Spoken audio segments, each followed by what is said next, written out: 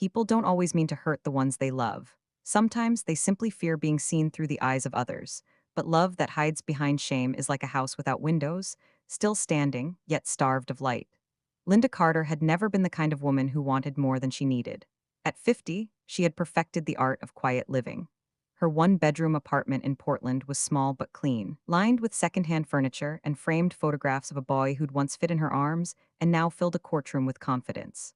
That boy, her son, Ethan, was 28 now, a lawyer with the kind of trimmed beard and tailored suits that made strangers trust him on sight. That Thursday evening, the phone rang just as Linda was rinsing dishes. The warm water fogged her glasses. She dried her hands on an old kitchen towel, the kind that had seen more meals than she could count, and answered. "Hey, Mom," Ethan said, his voice lighter than usual but with a certain stiffness, like a man rehearsing a line. "Hey, sweetheart," she said, smiling instinctively. "You sound formal. Everything okay?" Yeah, everything's great," he replied, then a pause too long.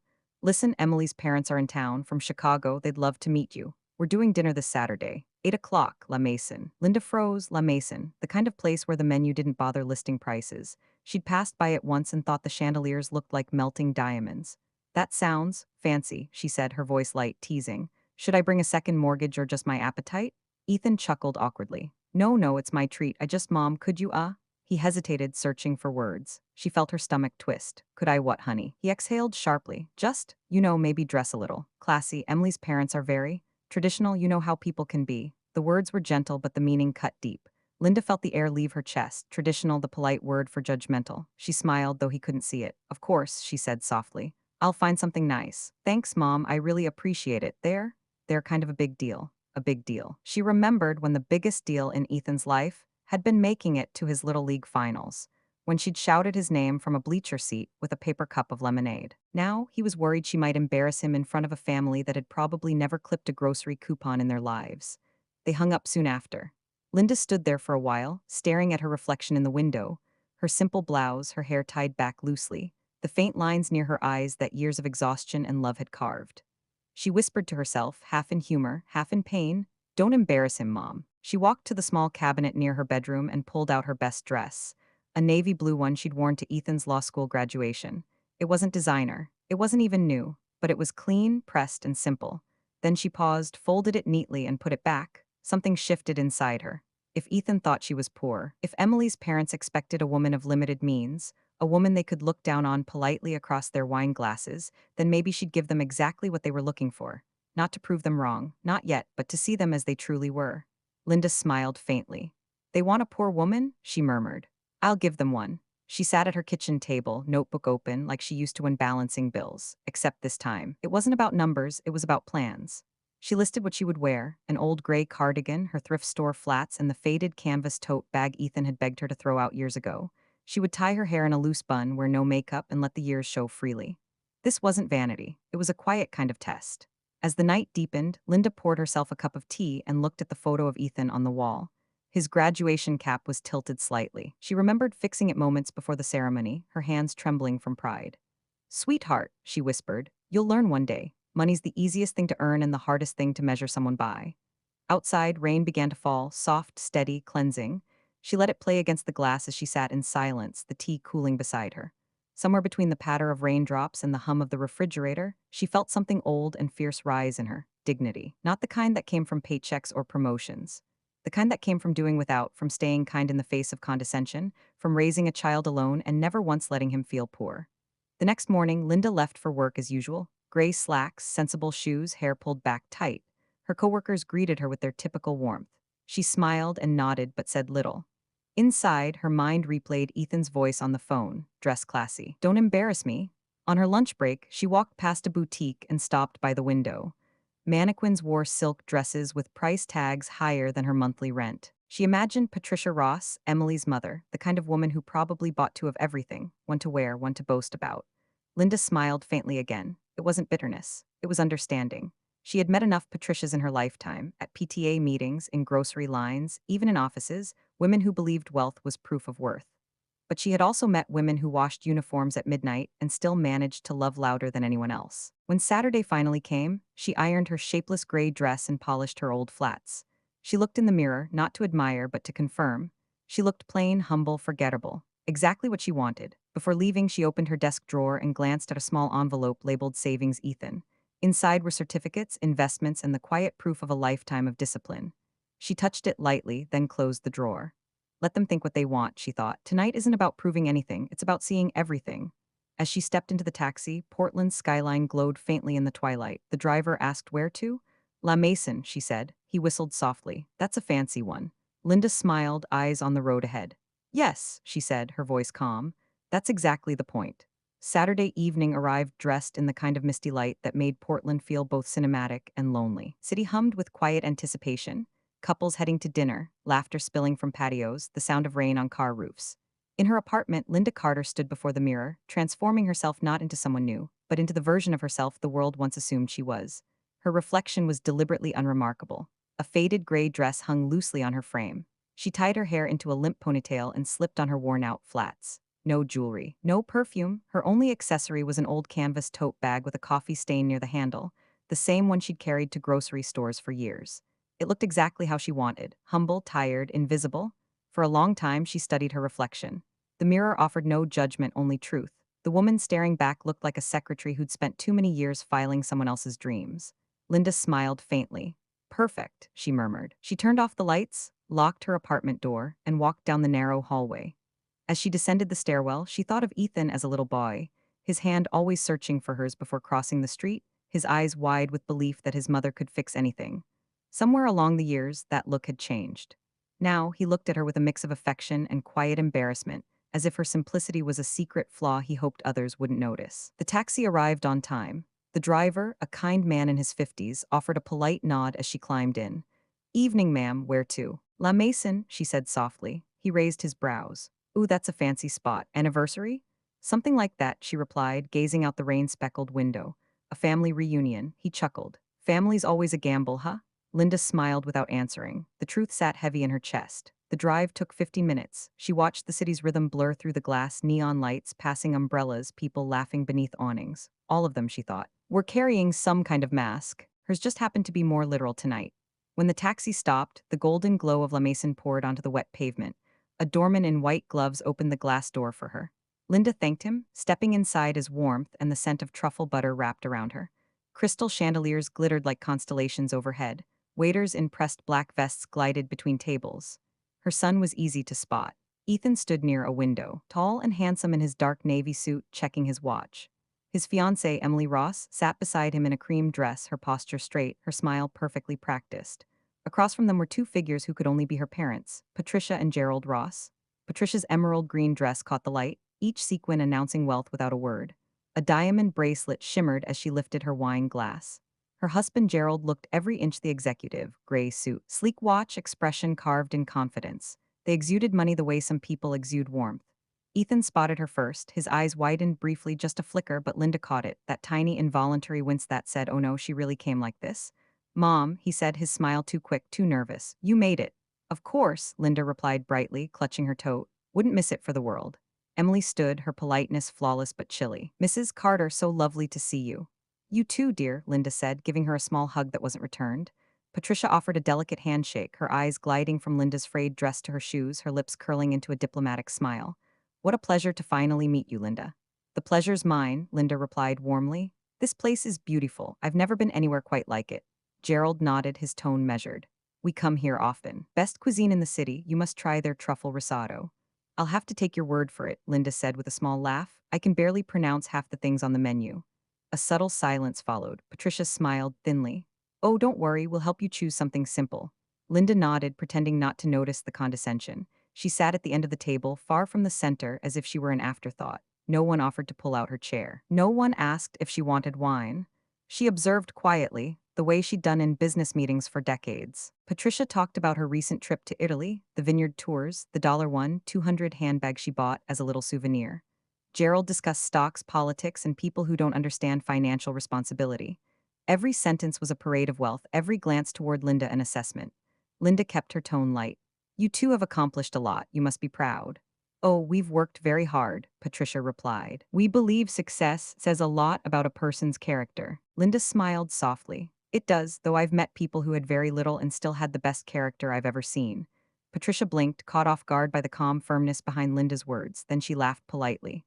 Of course. Hardship builds resilience, doesn't it? Sometimes, Linda said, and sometimes it just builds empathy.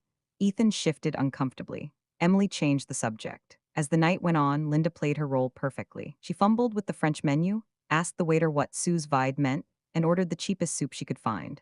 Patricia watched every move with the satisfaction of someone being proven right.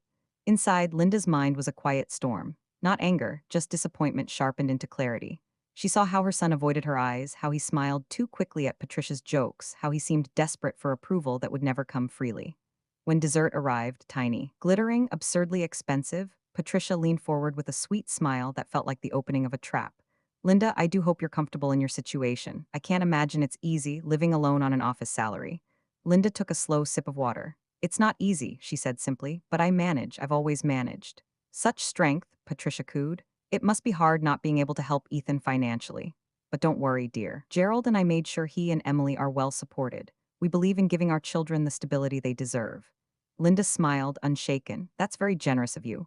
It's just what parents do, Patricia said. Then, as if struck by divine benevolence, she added, actually, Gerald and I were thinking perhaps we could offer you a little monthly help, a modest allowance. Say $600? It might make things easier for you. Ethan's fork froze midair. Mom, Linda raised a hand gently. It's all right. Her voice was calm, steady, almost serene. That's a very kind offer, Patricia. Patricia smiled in triumph, mistaking grace for submission. We just want everyone to be comfortable.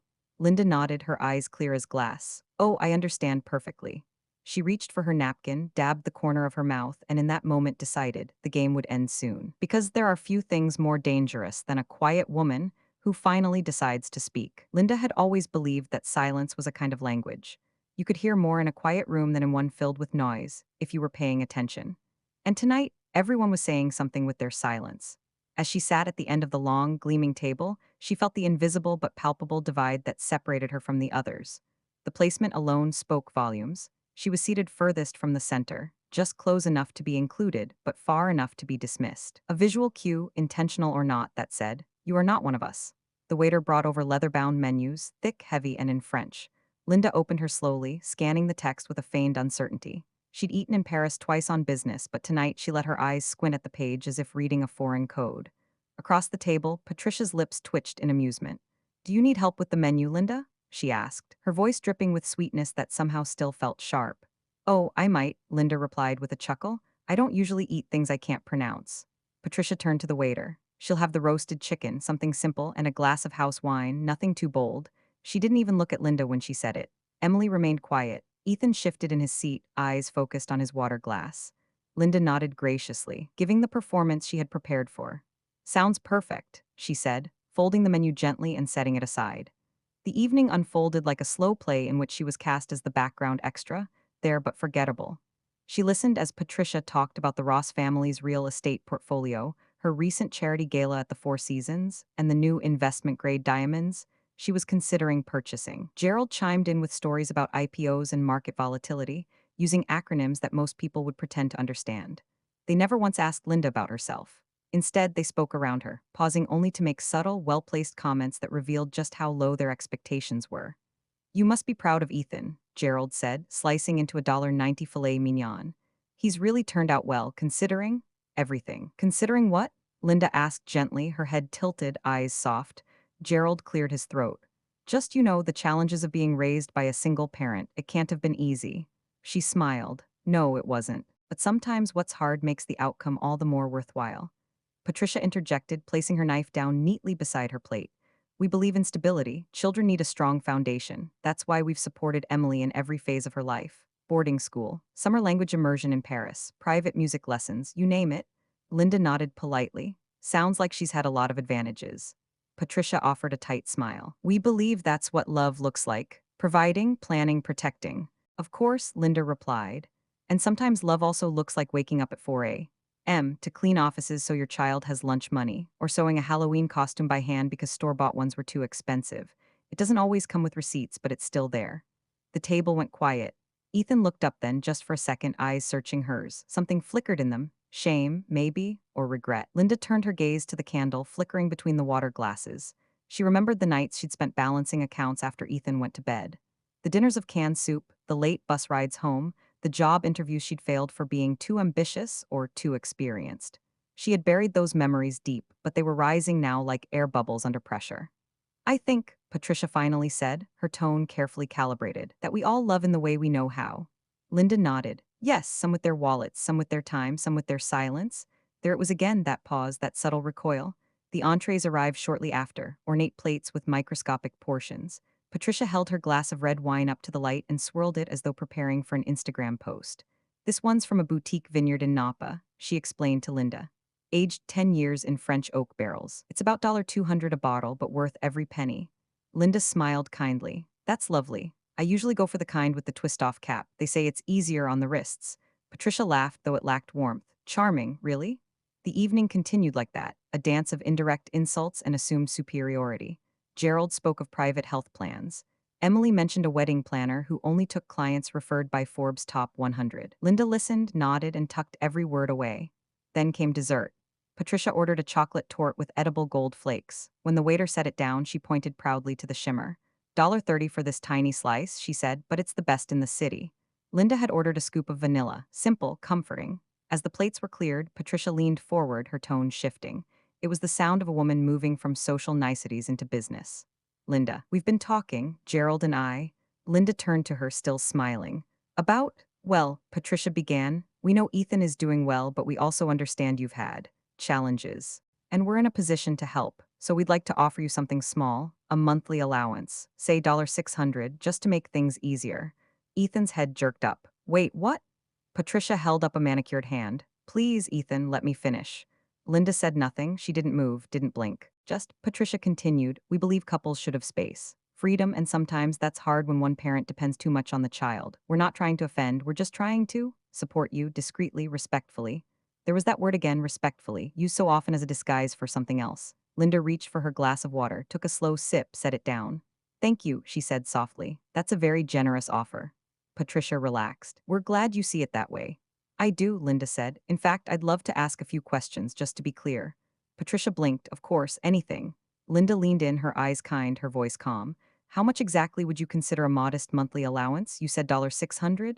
Well, perhaps up to $700, Patricia replied, depending on needs. Linda nodded. Interesting. So $700 to quietly step out of Ethan's life to make room for your definition of stability. Patricia's eyes narrowed. That's not what I said.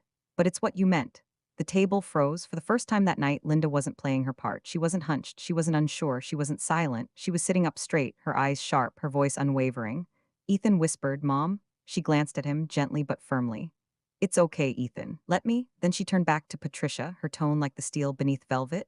Tonight, you offered me charity dressed as kindness. You smiled while measuring my worth in dollars, but you never once asked me who I am, what I've done, what I've built. Patricia opened her mouth to speak, but Linda raised her hand slightly. No more, she said, quiet but commanding. You wanted a poor woman. You wanted someone you could look down on without guilt. You wanted to play savior in a story you wrote in your head. Well, congratulations, you got your character. She placed her napkin on the table. But the story's about to change. And just like that, the mask Linda had worn so gracefully slipped away. Tomorrow, they would meet the real woman behind it. Table was still. Not the kind of stillness that invites peace, but the kind that announces a storm.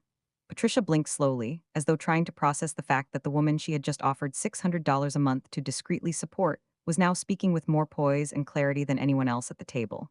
Gerald leaned back, crossing his arms. He looked at Linda not with curiosity, but calculation, like a man reassessing a threat he'd underestimated. Ethan sat rigid beside Emily, whose hand rested lightly on his, though her eyes were glued to her plate. Linda placed her napkin on the edge of her dessert plate, calm and deliberate. Then she folded her hands in her lap and tilted her head toward Patricia. I'm still trying to understand your offer, she said, voice even, tone warm but unmistakably clear. $700 a month, you said? Patricia nodded stiffly. Give or take, depending on, well, your needs, Linda smiled, eyes soft. And in exchange? Patricia's lips parted, but she hesitated. In exchange, nothing, just, we'd ask for a little understanding, maybe some space, less involvement perhaps, so Ethan and Emily can grow as a couple without external pressures or, distractions. Distractions, Linda echoed almost musically. That's what I am? Of course not, Patricia rushed. I only meant your presence, while appreciated, could sometimes complicate things emotionally, financially, and we just want peace for our kids. That's all this is. Linda turned to Gerald. You agree with this? He cleared his throat, straightening his silver cufflinks. We're offering help, modest help. If taken the right way, it could ease some tensions. Linda nodded slowly, as if absorbing the offer like a sponge soaking poison. So let me get this right. You would like to pay me a monthly amount, roughly equal to what you probably tip your housekeeper, for me to keep a respectful distance from my son's life. Is that fair? Patricia's expression stiffened. You're twisting it. No, Linda said, her voice dipping into something colder. I'm clarifying it because what you're offering is not help, it's hush money and not even a generous one. Linda, Ethan said, voice low, maybe we should just. No, sweetheart. She interrupted, gently but firmly. You've been quiet too long, let me speak. She turned her full gaze to Patricia now. Do you think I raised my son for you to decide what he should be ashamed of? Do you think I worked 2 jobs, skipped meals, missed birthdays and anniversaries so someone could walk into his life and try to erase me? Politely, of course, one installment at a time? Patricia's chin raised. We never tried to erase you, we were trying to help. Linda's smile was kind and merciless. Let me tell you what help looks like, Patricia. She placed her hands flat on the table. Help looks like standing outside a library at night so your child can have Wi-Fi to finish his homework. Help is sewing a hole in a winter coat instead of buying your own medicine. Help is saying yes to every damn request from a school fundraiser, even when your fridge is empty. Help is staying quiet while people like you assume you understand the world because your wine came with a story and a vintage. Her voice didn't rise. It didn't need to. Help, Linda said, does not come with conditions. The words landed like stones on silk. Gerald muttered, there's no need for theatrics. Linda turned to him. You think this is theater? She reached down, opened her tote bag, and pulled out a slim black folder. She placed it on the table and slid it forward. It stopped right in front of Patricia's dessert fork. Inside the folder was a neatly typed resume.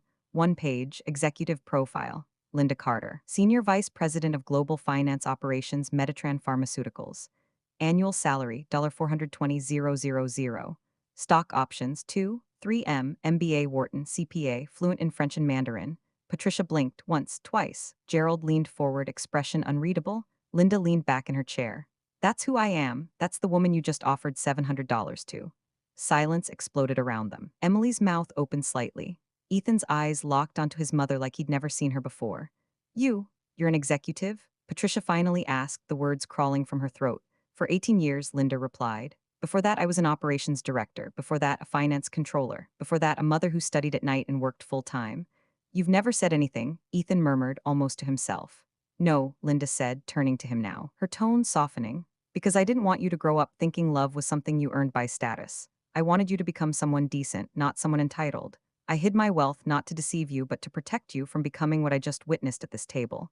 Patricia reached for her glass of wine, her hand shaking. Linda looked at her gently. I let you underestimate me, she said, and that was my mistake. But you should know, people who live simply are not always poor, and people who talk about generosity often know the least about it. Gerald stood, his napkin falling to the floor. This is outrageous. No, Linda said, this is honest. Looked at Ethan. Are you going to sit here and let your mother insult us? Ethan stared at his plate. She didn't insult you, she told you the truth. Gerald's jaw clenched. Patricia whispered, you made us look like fools. Linda stood, slowly, gracefully. I didn't make you look like anything. You did that all by yourself. I just stopped helping you hide it. She turned to Ethan. I love you, son, but you need to decide what kind of man you want to be. And who you're going to protect. Then to Emily, who hadn't said a word. And you're going to marry into this family. What you tolerate now will define your future. I hope you choose wisely. Emily met her gaze and looked away. Linda picked up her tote bag, slung it over her shoulder, and reached into it one last time. She pulled out a sleek, heavy credit card, matte black with her name etched in titanium. She dropped it on the table. Dinner's on me. Then she walked out, not with vengeance, not with cruelty, but with something far more powerful. Dignity. When Linda Carter stepped out of La Mason into the cold Portland night, the air felt different, sharper, thinner, like the kind that comes after a storm. Behind her, the restaurant still glowed with its soft golden light, a world of polished silver and whispered arrogance. But outside, the streetlights hummed low and steady, and for the first time in a long while, Linda felt completely, blessedly, awake. She didn't call for a taxi right away. She walked instead, her heels clicking softly against the wet pavement. She could still hear Patricia's words echoing in her head. We'd like to offer you a little support, and almost laughed. Support, as if dignity could be rented. Inside the restaurant, chaos lingered in her absence. Patricia sat frozen, staring at the black credit card glinting faintly under the chandelier. Her manicured fingers hovered above it, but she couldn't bring herself to touch it. It might as well have been a live wire. She was bluffing, Gerald muttered finally, voice tight. People pretend all the time. Patricia shot him a look. Did you see that card? Do you even know what that is? Gerald frowned, unwilling to admit that he did. He'd only seen one like it once, years ago, in a meeting with a CEO whose annual bonus exceeded his own salary. Ethan hadn't moved since Linda left. He sat rigid, hands clasped, jaw locked. You humiliated her, he said quietly. Excuse me? Patricia blinked, her composure cracking. We offered her kindness. No, he interrupted, his voice calm but trembling with anger. You offered her charity, that's not the same thing. Emily placed a trembling hand on his arm. Ethan, please. He pulled away, his eyes still fixed on Patricia. You wanted her gone. You wanted to erase her. But she's stronger than any of us in this room, and you couldn't stand it. Patricia's face flushed. How dare you speak to me that way? How dare you speak to her that way? Ethan countered. Gerald pushed back his chair sharply. That's enough. We're not going to sit here and be lectured by. The waiter appeared suddenly, holding a receipt. Your bill has been settled, sir, he said quietly. MS Carter left a generous tip for the staff. Patricia flinched. Gerald muttered something about getting out of here. They left in silence, the weight of humiliation heavy enough to bow even their perfect posture. Across town, Linda reached her apartment. The small living room welcomed her with its familiar stillness. She slipped off her shoes, hung her coat, and sat down on the sofa. The hum of the refrigerator filled the quiet. For a moment, she let her mind drift back through years she rarely allowed herself to revisit, the nights she'd stayed up reading accounting textbooks while Ethan slept on the couch beside her. The mornings she'd walked him to school in the rain before heading to her second job. The promotions she'd earned, not by connections or family name, but by grit, precision, and grace. She had built her life on restraint, on knowing when to stay silent, when to observe, when to wait for people to reveal themselves. Tonight, that patience had finally run its course. Her phone buzzed. Ethan, Mom, are you home? She hesitated, then replied, Yes, sweetheart, I'm home. A pause. Then another message. Ethan, I'm sorry. Linda stared at the screen, her thumb hovering above the keyboard. There was so much she could say, but instead she typed only 2 words. I know. Later that night, she stood by the window, tea in hand, looking out over the city. She thought about what had just happened, not with bitterness, but with a quiet sort of sorrow. Patricia and Gerald represented a world Linda had lived beside for years but never wanted to join. A world where appearances were armor and empathy was a weakness. She had seen them in boardrooms, in fundraisers, in expensive restaurants where people smiled while judging one another's watches. What those people never understood was that real power doesn't shout, it whispers. It waits. It doesn't need validation because it already knows its worth. Linda smiled faintly, the kind that hurt and healed at the same time. Maybe she had gone too far tonight. Maybe revealing the truth so dramatically was unnecessary. But for once, she hadn't acted for anyone else's comfort. She had acted for herself and for every mother who'd ever been treated as less. The next morning, her office greeted her with the same steady rhythm it always did. The hum of printers, the soft click of heels on tile, the muted conversations around espresso machines. Good morning, MS Carter, her assistant called cheerfully. Morning, Dana. Linda replied, her tone composed, professional. She walked into her glass-walled office overlooking the city. Her nameplate gleamed on the door. Linda Carter, SVP, Global Finance Operations. The same woman Patricia Ross had mistaken for a struggling office clerk 12 hours ago. She sat at her desk, opened her laptop, and checked her schedule. Meetings stacked one after another, investment reports, a budget review, a regional strategy call with London. She adjusted her glasses, focused, and went back to work as if nothing extraordinary had happened. But inside, something had shifted. It wasn't pride, it wasn't revenge, it was relief. For years, she had carried 2 identities, the professional powerhouse and the quiet mother. One she wore with authority, the other with humility. Tonight, those 2 selves had finally met, and they recognized each other. That evening, Ethan came to her apartment. He looked older somehow, though it had only been a day. Mom, he said, standing awkwardly in the doorway. Can we talk? Of course, Linda replied, stepping aside. He walked in, glancing around the small living room as if seeing it for the first time, not as something to be embarrassed by, but as a place full of memories he'd taken for granted. Why didn't you tell me? He asked softly. Linda took a seat, motioning for him to do the same. Because it didn't matter. What mattered was who you became, not what you thought I could give you. I told Emily's parents you worked in an office, he said, guilt flooding his voice. I thought I was protecting you. I thought they'd respect you more if I kept things simple. Linda smiled sadly. You weren't protecting me, Ethan. You were protecting yourself from their judgment. He lowered his eyes. I know, and I hate that you had to go through that dinner because of me. She reached out and took his hand. Sweetheart, I've been through worse. What matters is what you do now, how you choose to see people, how you teach your children when you have them, not to repeat that mistake. He squeezed her hand. I will. There was a long silence. Then Ethan whispered, Mom, I'm so proud of you. Linda's eyes softened. You always were, you just didn't know why. Outside, the sky was dimming again, the same soft gray it had been the night before. The city lights flickered on one by one, reflections dancing across the window. Linda looked at her son and saw not the boy she'd raised, but the man who was finally learning what it meant to have integrity. She knew this wasn't the end of the story. Conflicts like these never ended neatly. There would be fallout, apologies, distance, maybe even reconciliation. But for now, this moment, quiet, raw, and honest, was enough. She stood, walked to the window, and said softly, "You know, Ethan, people always ask me how I managed all those years alone, how I worked, studied, and raised you without help." He looked up. "How did you?" Linda smiled. "By never letting anyone make me feel small for doing what was necessary." And for the first time in a very long while, she felt light. Because truth spoken at the right time isn't destruction, it's freedom. Silence filled the private dining room like fog after thunder. The black credit card Linda had dropped still sat in the center of the table like a challenge, shiny, motionless, and far heavier than it looked. It gleamed against the white linen, surrounded by untouched desserts and half-full wine glasses, all of which now felt absurdly out of place. Patricia didn't move, neither did Gerald. Ethan sat with his shoulders slumped and his hands folded tightly, as if gripping the last thread of something he no longer understood. Emily hadn't spoken a word since Linda's exit. Her eyes were glassy, her lips pressed thin, the flawless polish of her appearance slowly cracking under the weight of truth. Finally, Gerald leaned forward and picked up the card. He turned it in his hand like it was a piece of foreign technology. "This is real," he said under his breath. "It's not just a black card. It's an executive platinum tier corporate card." Patricia shot him a sharp glance, the kind that said, "Don't let the staff hear." She reached for her glass of wine and took a long sip, but the hand holding the stem trembled slightly. "She lied to us," she said flatly. "All night, she pretended to be someone she's not." "She didn't lie," Ethan replied. His voice was low but solid. "She let you show who you really are." Patricia turned on him. "Excuse me." Ethan looked at her fully now, unblinking. "You never asked her a single real question. Not about her life, her work, what she enjoys, who she is. All you wanted to know was whether she'd be an inconvenience." Gerald leaned back in his seat, jaw tight. "What are you implying, Ethan? That your mother deliberately staged this little drama to make us look bad?" "No," Ethan said. "You did that all by yourselves. She just gave you the chance." Patricia's expression hardened, but her voice dropped into a tone of practiced calm.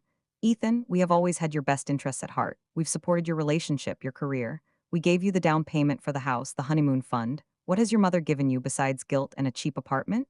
Ethan stood up slowly. The chair creaked as it scraped back. "She gave me everything," he said. "She just didn't put a price tag on it." He looked down at them, his eyes suddenly older than before, older even than his 30 years should allow. "I used to think success meant becoming someone people respected," he said. "Now I think it means not needing their respect to be whole." Then he looked at Emily. "I love you," he said. "But tonight I saw how easily you let them do this, how easily you let me do this. I was complicit too, and I need to sit with that." Emily opened her mouth, but he held up a hand. "I'm not asking you to choose, I'm asking you to reflect." Then he walked away, no raised voice, no slammed door. Just the steady sound of his footsteps fading into the hall. The next morning, Linda stood in her kitchen, pouring coffee into her favorite chipped mug. The one Ethan had painted for her in fourth grade, crooked letters that read "Best Mom Ever," the paint slightly faded but still there. Her phone buzzed. "Ethan, can I come by? I need to talk." She stared at the message, heart pausing. Then typed back, "Yes, whenever you're ready." He arrived 20 minutes later in jeans and a hoodie. No suit, no tie, no facade. When she opened the door, he just stood there for a moment, then quietly, "Mom, I'm sorry." Linda stepped aside, letting him in. "Come sit." He did, on the same couch he'd once built forts on. The same couch where she'd nursed him through fevers, homework meltdowns, and teenage heartbreak. "I let them treat you like you were a burden," he said, staring at the floor. "I let me treat you that way." Linda didn't reply right away. She let the weight of his words hang. "I'm ashamed," Ethan continued. "And I think the worst part is I wanted to believe the version of you that made things easier for them, for me, the quiet, simple mom who worked in an office and didn't need much. You didn't want to be embarrassed," she said gently. He nodded. "And now I'm the one embarrassed." She reached over and placed a hand on his knee. "Shame doesn't heal anything, Ethan. It just keeps you stuck. Growth comes when you let truth change you." He swallowed hard. "How did I not know about your job, your life, everything you've built?" "Because I never needed you to," she replied. "Because I didn't want our love to be measured in numbers. And because I wanted to see who you would become if you thought you had nothing to fall back on." He looked at her now, really looked, at the lines on her face, the strength in her spine, the quiet confidence she carried like a second skin. "I don't deserve you," he said. "No one deserves their mother," she said, smiling faintly. "They just get lucky." Across the city, in a marble kitchen where nothing ever ran out and no one ever went without, Patricia stood at the kitchen island, scrolling through her phone. An email had arrived from the wedding planner. "Change of plans. Ethan and Emily are requesting a pause on the timeline. We'll follow up next week." She set the phone down, her expression unreadable. Gerald looked up from his newspaper. "What now?" "Nothing," she replied, though her voice was tighter than before. "Just a hiccup." But it wasn't just a hiccup. It was a reckoning. Because she had measured Linda Carter by her shoes, her purse, her address, never realizing that she'd been sitting across from someone who had already climbed a mountain while she herself stood at the base, draped in designer labels and hollow certainty. Linda hadn't needed their approval. But now, Patricia needed Linda's forgiveness. And she knew it might never come. Back in Linda's apartment, the air felt lighter. The coffee between mother and son had gone cold, but neither noticed. They were too busy talking about real things, about how Ethan had always thought his mother could fix anything, and how now he finally understood why. Because while others bought power, Linda had built hers, wordlessly, without applause, one late night and one early morning at a time. That night, Linda lay awake in bed, staring at the ceiling, her hands resting on her chest, fingers lightly touching the fabric of her old cotton shirt. The room was dark except for the orange glow of a street lamp bleeding in through the curtains. Portland traffic whispered below, but her mind was louder.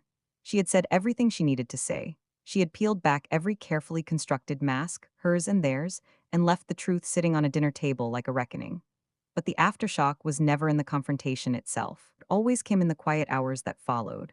She replayed the moment Ethan had walked out of La Mason, face pale but jaw set like his father's once had been. She thought about the restraint in her voice, how it hadn't cracked even once. She had walked out tall, unbothered in posture, but not untouched. It had cost her. Dignity she knew always did. Now, in the dark, came the questions. Had she been too harsh? Had she humiliated her son in front of his fiancée? Had she pushed the Ross family too far? And underneath it all, a smaller, quieter thought. Had she lost Ethan? In the Ross household, the silence after dinner was heavier than the 12-foot ceilings could contain. Patricia sat in her ivory reading chair, a glass of brandy in her hand, but her lips didn't touch it. Gerald stood at the kitchen island, arms crossed, staring out the window at nothing. They hadn't spoken since returning from the restaurant. Finally, Patricia broke the silence. She made us look like fools. Gerald didn't move. I mean, who does that? Who sits through a dinner like that and says nothing, then flips the entire table with one speech and a credit card? She didn't flip the table, Gerald muttered. She just turned the mirror around. Patricia turned toward him, stunned. Excuse me? He looked at her now. She let us show exactly who we are. We just didn't think anyone would notice. Patricia scoffed. This is ridiculous. She lied. She manipulated the entire night. No, you assumed, he corrected. You saw a tote bag and a frayed hem and decided you understood her, and so did I. Patricia looked away. And Ethan? Gerald continued. He saw it too. He looked at us like we weren't his family anymore. He's not hers either, Patricia snapped. Isn't he? Gerald asked. Because right now, he's definitely not ours. The next morning, Linda was at the stove, flipping eggs in a pan when she heard a knock at the door. She expected Ethan. She was not expecting Emily. Emily stood in jeans and a plain blue sweater, no makeup, no heels, just a girl who looked suddenly very young, holding something invisible and fragile in her hands. May I come in? She asked. Linda stepped aside. They sat on opposite ends of the couch. The pan sizzled in the background. Neither spoke for a moment. I don't know how to begin, Emily said finally, eyes on her lap. You just did, Linda replied gently.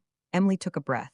Last night I let them say things. I let me stay silent when I should have spoken up. And I didn't defend you, not once, even though I saw it, all of it.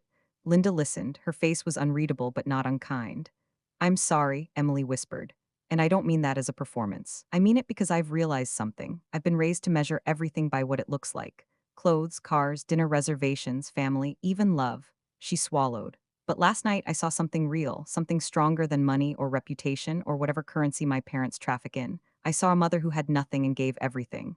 Linda tilted her head. Why did you stay quiet? Emily's voice cracked. Because I was scared. Because I've been taught that silence is safer, that speaking out makes things worse, that disappointing my parents was the worst thing I could do. And now? Emily looked up, her voice steadied. Now I think the worst thing would be to become like them.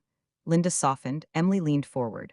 I don't know if you can ever forgive me or if I even deserve it, but I want to learn from you, not just how to be a better daughter-in-law. I want to learn how to be a better woman. Linda was quiet for a long moment.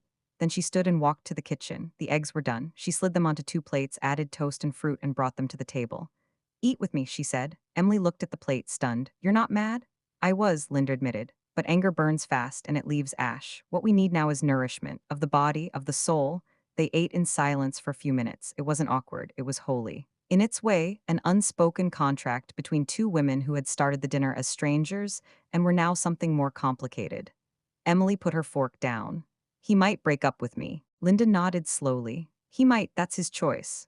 I don't want that, Emily said, voice trembling, but I also don't want to live a life where I become my mother. Linda reached across the table, placing her hand on Emily's. Then don't. Evening, Ethan called. She came to see you? He asked. She did. And? She listened, Linda said, and more importantly, she spoke. Ethan sighed. I don't know what to do next. Everything feels upside down. It's supposed to, Linda said. That's how you know something's changing. There was a long pause. Do you think they'll ever change? He asked, referring to Patricia and Gerald. Linda didn't answer right away. No, she said finally. but you can. Or that night, Ethan sat alone in his apartment, looking out over the city, his thoughts 1,000 miles away. He thought about his mother, not just as the woman who raised him, but as a person who had mastered the art of restraint for decades, only to unleash the truth when it mattered most. He realized then that the dinner wasn't just a confrontation.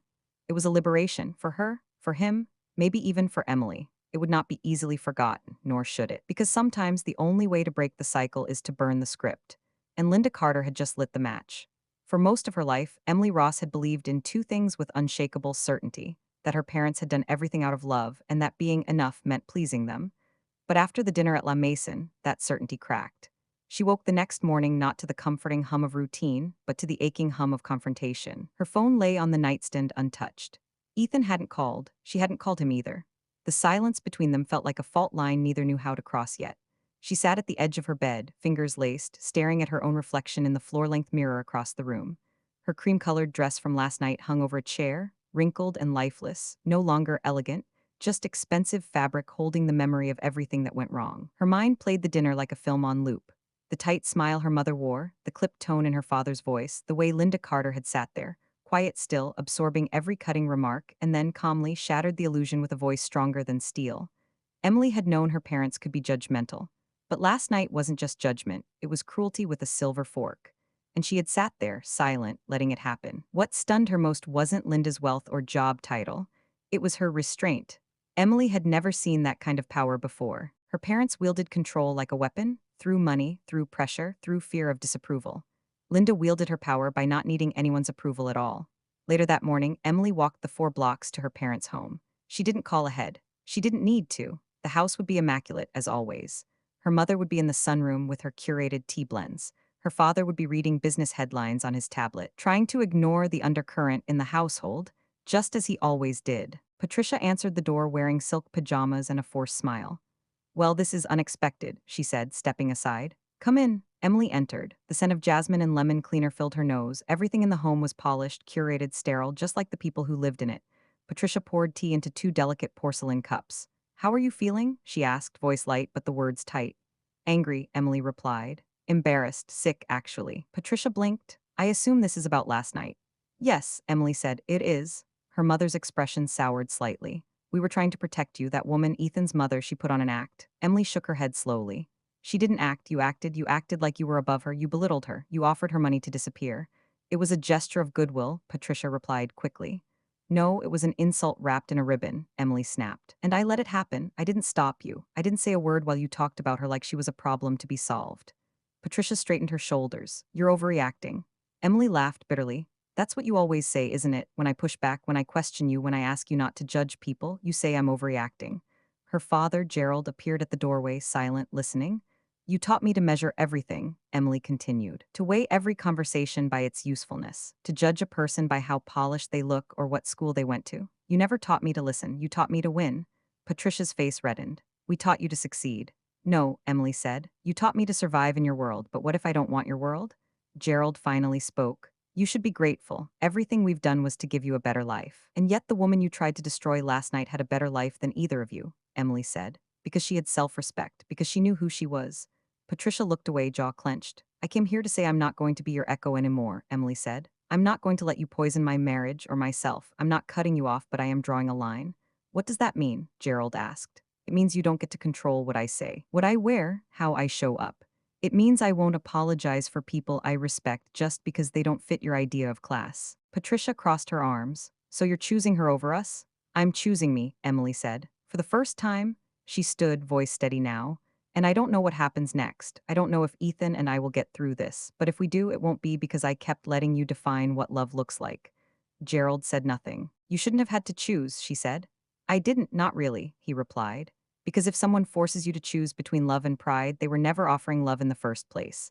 That night, they sat across from Linda in her apartment, the coffee table between them bare except for 2 mugs and a small bowl of sugar.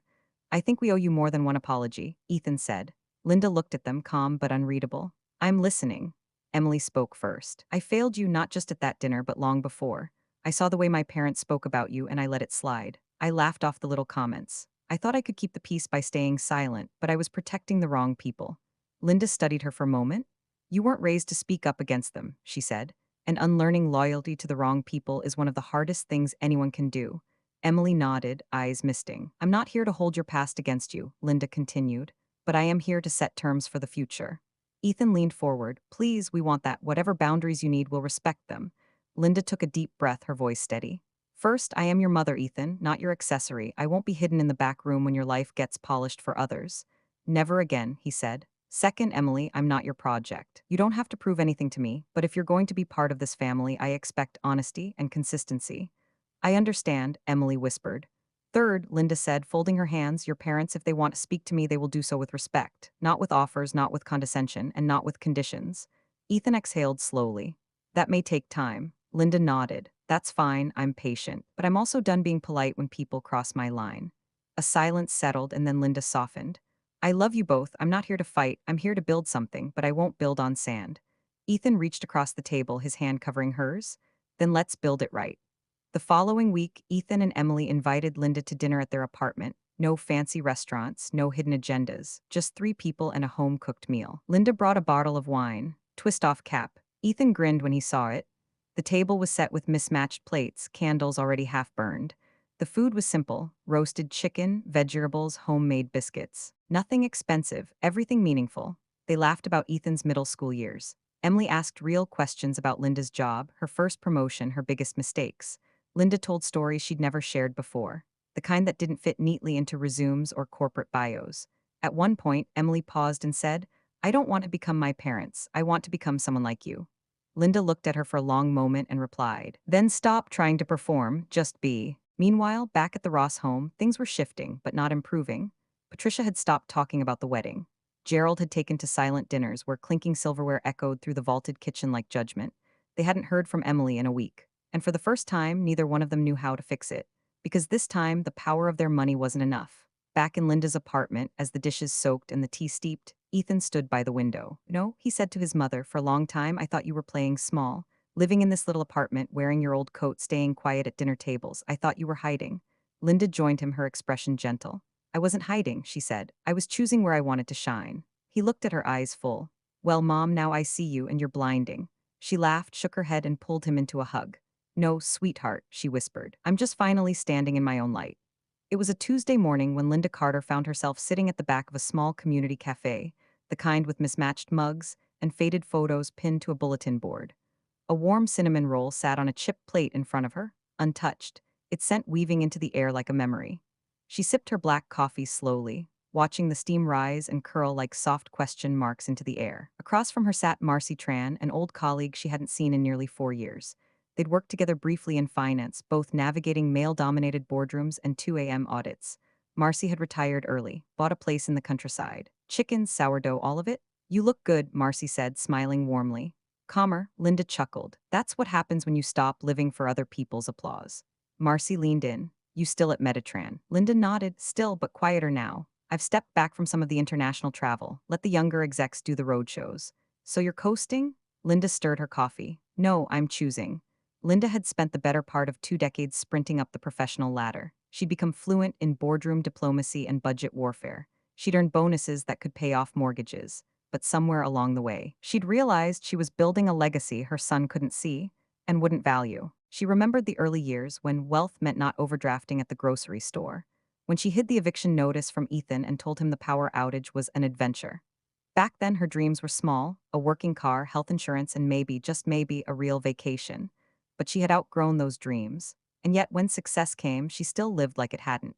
She stayed in her modest apartment, drove a 10-year-old Camry, took her lunch to work in the same black tote that Patricia Ross had mocked. And it wasn't because she was afraid of spending. It was because she no longer had anything to prove. The dinner invitation. 3 days after their quiet meal together, Ethan sent a message. Ethan, they want to meet my parents. They asked to speak with you again. Linda sat with the message for hours. She didn't answer until evening. Linda, only if there are no performances, I won't entertain more theater. Ethan, I'll make sure of it. The second dinner was held in Ethan and Emily's apartment. Linda insisted on cooking. She made a large pot of lemon chicken soup with crusty bread and roasted vegetables. Nothing fancy, everything intentional. Patricia and Gerald arrived stiffly, dressed as though they had forgotten how to relax. Gerald handed Linda a bottle of wine, this time a simple Merlot, no speech about oak barrels, no price tag flex. Thank you, Linda said, taking the bottle and placing it on the counter without ceremony. Dinner was awkward at first. Silence stretched longer than it should have. Conversation tiptoed around the memory of the last encounter. But eventually, with enough food and time, something gave. Patricia looked up, her fingers nervously folding her napkin. I owe you an apology, she said. We judged you harshly, and we were wrong. Linda didn't speak immediately. She let the silence do some of the work. I appreciate the apology, she said, but I'm not looking for approval, just recognition of truth. Patricia nodded. You raised a remarkable son. I raised a decent son, Linda corrected. That's more important. Gerald finally spoke. We thought we understood success, but I think we only understood status. Linda met his eyes. It's a common mistake. Choosing peace. Later that night, after the Rosses had gone and the dishes were drying in the rack, Ethan walked over and wrapped his arms around his mother. You handled that with more grace than they deserved, he whispered. Linda leaned into him. Grace isn't about what others deserve, it's about who you want to be when the curtain falls. He pulled back. Do you regret it, not showing them who you were sooner? She shook her head. No, I never needed them to see it, but you did. The red purse. Weeks later, Linda took herself shopping, not because she needed anything, but because she finally wanted something. She passed by rows of designer bags, eyes lingering on a structured red leather purse. It was bold, elegant, unapologetic. The kind of purse people noticed. She bought it without hesitation. When the clerk asked if it was a gift, Linda smiled. Yes, she said, for someone who finally stopped hiding her worth. It was a warm spring afternoon when Grace Linda Carter was born. The hospital room was filled with quiet joy, the kind that didn't shout but settled deep into your bones like sunlight through glass. Ethan held his daughter for the first time, his hands shaking not from fear but reverence. Linda stood beside him, eyes brimming, not with tears but with memory. Everything she had sacrificed, every missed birthday, every sleepless night, every insult she swallowed had led here. To this little girl, to this man holding her like she was the most fragile, sacred thing in the world. Emily looked at Linda from her bed and whispered, Thank you for everything. Linda smiled, brushing a hand gently over Grace's tiny forehead. She's the beginning of something beautiful. In the weeks that followed, life changed quietly, steadily. Linda didn't boast about becoming a grandmother. She didn't rush to offer parenting advice. She simply showed up. She folded laundry without being asked. She brought soup when Emily was too tired to cook. She held Grace at 3 a.m. so the young couple could sleep. She loved them the same way she always had, without conditions, without noise, and without needing to be seen. One Sunday afternoon, as Linda rocked Grace in the living room, Ethan sat on the floor beside her. I think about Dad sometimes, he said. How he left, how you never said a bad word about him. Linda didn't stop rocking. Bitterness would have been another burden for you to carry. Ethan looked up at her. You gave me so much more than I understood. You weren't meant to understand it back then, she said. You were meant to grow from it. He took her free hand in his. You never passed down pain, you passed down strength. Linda finally looked at him, her eyes soft. That's what we do, Ethan. Mothers like me. We bury the fire inside us and make sure it lights the path for our children instead of burning them.